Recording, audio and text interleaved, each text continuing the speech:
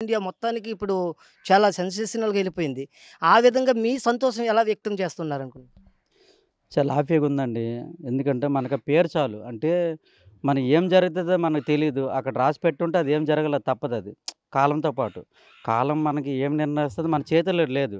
అది ఎలా జరుగుతది మేము పాకిస్తాన్ దొరికిపోతాం మేము అనుకోలేదు, ఊహించుకోలేదు కదా! అనుకోకుండా సంఘటన జరిగింది. ఇది కూడా ఇంతవరకొచ్చేసి ఇలా సినిమా తీసి ఇలాగ హిట్ అవుద్దని ఎవరు మనం అనుకున్నామా? అనుకోలేదు. అదేం జరగ తప్పదు. కానీ ఒక మత్స్యకారులు పడే బాధలు, కష్టాలు ఒక సినిమా రూపంలో చూపించడం అంటే చాలా గ్రేట్ అండి. ఇక్కడ నాగ చైతన్య గాని, సాయి పల్లవి గాని, చందు మొండేటి గాని, బన్నీవాస్ గాని, అల్లు అరవింద్ గాని, భానుసార్ గాని ప్రతి ఒక్కరు ఆ తండేల్ టీమ్ మొత్తం డైరెక్టర్, నిర్మాత సహా హీరోతో సహా ఎందుకంటే ఆళ్ళందరికీ ఆహ్, నమస్కారం పెట్టాలి. ఎందుకంటే చాలా చక్కగా చూపించారు. ఏమంటే మత్స్యరాశి నుండి ఎళ్ళడం, చెయ్యడం ఇవన్నీ చాలా గ్రేట్ అండి. జీవితంలో మరవలేం మనం. మన మత్స్యకారుల తరపున, మన 22 తరపున వాళ్ళకి కృతజ్ఞతలు చెప్పాలి ఖచ్చితంగా. మరి చెప్పండి. చూసుకుంటే మన గ్రామానికి ఈసారి జట్టి వస్తే మీరు ఏ విధంగా ఫీల్ అవుతారనుకుంటున్నారైతే?